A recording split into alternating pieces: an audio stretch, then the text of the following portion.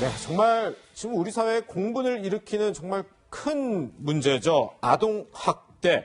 9살 의붓아들을 여행용 가방에 감금해 숨지게 한 40대 계모가 오후 2시 검찰에 송치가 됐습니다. 이 검찰은 의붓 엄마에게 살인 혐의 적용을 검토하기도 했는데 결국 아동학대 치사죄를 적용한 것으로 알려졌습니다. 네, 일단 이 부분부터 물어봐야 될 것 같아요. 이 사건은 많은 사람들이 이미 많이 알고 있을 텐데 이게 결과적으로 그 여행용 가방에서 숨졌는데 왜 살인죄를 적용을 못했을까? 어떤 문제가 있는 거죠? 저도 이해를 못하겠습니다. 일단 법조인의 입장에서 객관적인 분석을 먼저 하고요. 그다음에 제 생각을 좀 말씀을 드리겠습니다. 네네. 아동학대 치사죄는 무기징역 또는 5년 이상의 징역이에요. 네, 그리고 살인죄는 거기에 사형이 하나 더 추가돼 있어요. 법정에. 그러니까 어쨌든 사형 집행을 하지 않는다면 실질적으로는 법정형이 동일하거든요. 그래서 큰 부담 없이 이렇게 법정형, 그러니까 죄명 의율 했을 수도 있어요. 근데 저는 좀 반대입니다. 왜냐하면 이런 비인간적인 학대 행위를 통해서 아기가 죽었어요. 그런데 저는 사형을 집행하지 않는 나라가 문명 국가가 아니라 이런 사건에서 사형을 집행하는 나라가 문명 국가라고 생각을 합니다. 왜냐하면 조 변호사님 개인 의견으로요? 개인 의견으로.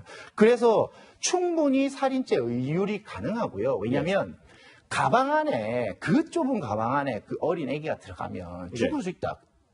결론적으로 지식사에서 죽었거든요. 얼마나 고통스럽게 아기가 죽었겠습니까? 그러면 죽을 수 있다는 것에 대해서 미필적 고의라도 인정할 수 있습니다. 그러면 살인죄 의율이 충분히 가능하거든요. 당연히 살인죄로 의율을 해서 처벌을 해야 되는 사안입니다. 그렇다면 지금 어쨌든 이제 경찰이 수사를 하고 검찰로 넘겨져서 이제 검찰이 추가적으로 또 조사하고 수사를 할 텐데 이 과정에서 그러면 혐의가 또 바뀔 수는 있겠네요? 충분히 가능하죠. 지금 이제 검찰에서는 송치 의견이 그런 거고요. 그러니까 최종적인 의견은 검찰에서 이제 결정을 하는 거고요. 검찰에서 이제 살인의 고의가 있다고 보여지면 당연히 살인죄로 의율하는 게 맞을 겁니다.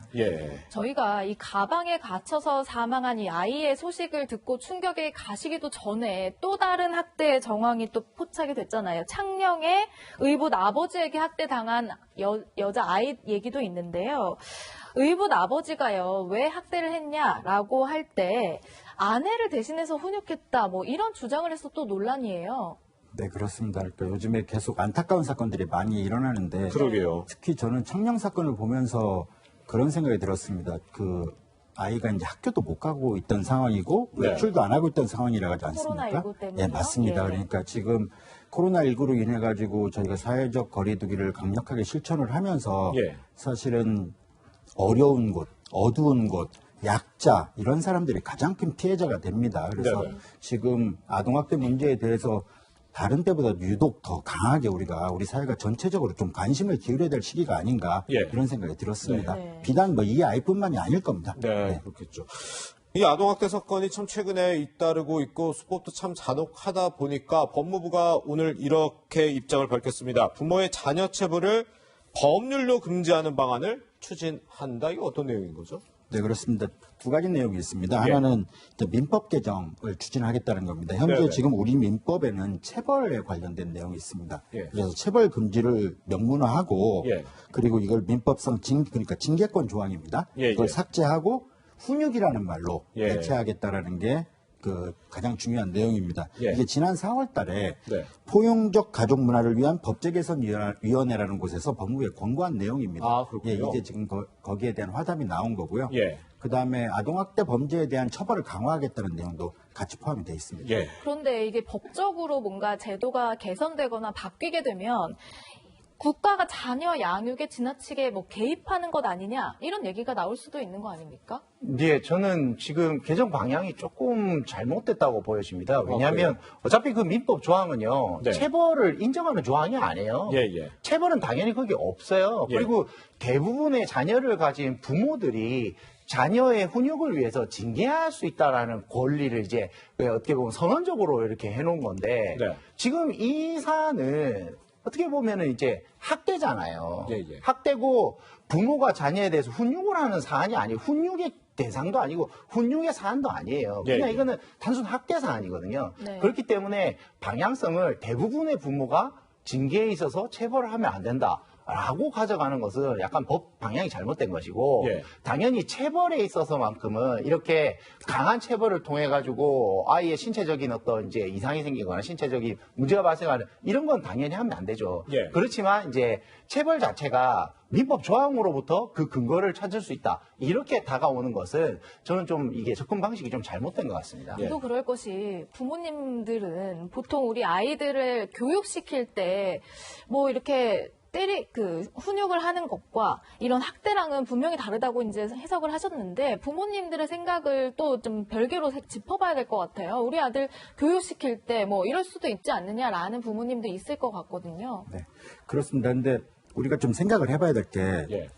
법에 수많은 선언적 규정들이 많습니다. 네. 국가는 국민들한테 무엇을 해야 된다거나 예. 아니면은 회사는 노동자 근로자들한테 무엇을 해야 된다거나 각종 선언적 규정이 있습니다. 예. 이것이 왜 의미가 없습니까? 그 선언적 규정을 통해 가지고 사실은 처벌이나 그다음 규제 이런 걸 넘어서는 사회를 바꾸는 역할을 하고 있는 거거든요. 예, 예. 더군다나 지금 자녀체벌을 금지하고 있는 국가가 한두 나라가 아닙니다. 예. 아시다시피 지금 제일 먼저 시작된 나라는 1979년도에 스웨덴서부터 시작이 됐습니다. 예, 예. 네. 54개국인데 예. 이 54개국이 대부분 소위 선진국이라고 얘기하는 나라뿐만 아니라 예. 개발도상국도 다 선택하고 있는 내용입니다. 그래서 예, 예. 저는 아무리 선언적 내용이라고 하더라도 예. 이 체벌에 관한 조항들 그리고 훈육으로 바꾸는 거에 대해서는 저는 찬성하는 입장입니다. 네. 네. 말씀하신 것처럼 지금 전 세계 54개국에서는 체벌을 금지하고 있다고 합니다. 그러니까 전 세계 한 4분의 1 정도의 국가에서는 그렇게 진행을 하고 있는 건데. 그런데 아동학대라는 게 사실 어제 오늘의 일은 아니고 최근에 이런 큰 사건들이 터졌다 뿐이지 과거서부터 쭉 있어 왔는데 우리 국회에서는 이런 거에 대한 좀 입법 노력들이 그동안 없었을까라는 생각도 좀 드네요. 그러니까 반성해야 될 부분 이렇습니다. 저희가 예, 예. 강력 사건이 생길 때마다 국회의 대응은 예. 대부분 형량을 높이는 거였었습니다. 아, 예, 예. 근데 형량을 높여가지고 실제로 법원에서 그만큼의 형량이 나오느냐에 대해서는 또 다른 이슈거든요. 예, 예. 그러니까 저는 오히려 좀 지적을 하고 싶은 거는 사법부가 갖고 있는 양형 기준입니다. 예. 비슷한 사건이 최근에도 있었습니다. 예. 그 아이를 똑같이 가방에 넣어가지고 사망에 이르된 사건이 5월 달에 선고가 있었는데 예. 얼마가 나왔냐면 징역 6년이 나왔습니다. 아, 그랬나요? 네. 그러니까 이런 거에 사실 국민들이 공분을 하거든요. 예. 국회가 마치 이런 강력 사건이 터졌을 때 무엇을 하는 것이냐 해가지고 처벌만 막 늘려가지고 예. 네. 실제로 처벌 강화로 이루어지지도 않을 뿐더러 이런 약자에 대한 압박 같은 것들이 줄어들지는 않습니다. 예. 네. 네, 변호사님. 예, 예. 최초에 지금 이 사건도, 처음에 이제 머리를 다쳐 병원에 갔을 때 의사들이 아기를 보니까 이제 이게 폭행 흔적이 있잖아요. 예, 예. 그래서 이제 신고를 했어요. 근데 아기가 분리 의사를 보이지는 않았던 거예요. 그러니까 집에 돌아가겠다고 한 겁니다. 아, 예, 예. 지금 이게 아동학대 사건에 있어서는 제일 핵심이 뭐냐면 예. 10건 중에 8건이 다시 그 폭행이 이루어지고 있는 집으로 돌아간다는 거예요. 아, 예, 예. 그러면서 사망에 이르게 되지 한 번에 그런 사건이 터지질 않거든요. 예. 그러면 이 아이들을 보호할 수 있는 시설과 그런 제도적 장치가 더 필요한 것이지 네.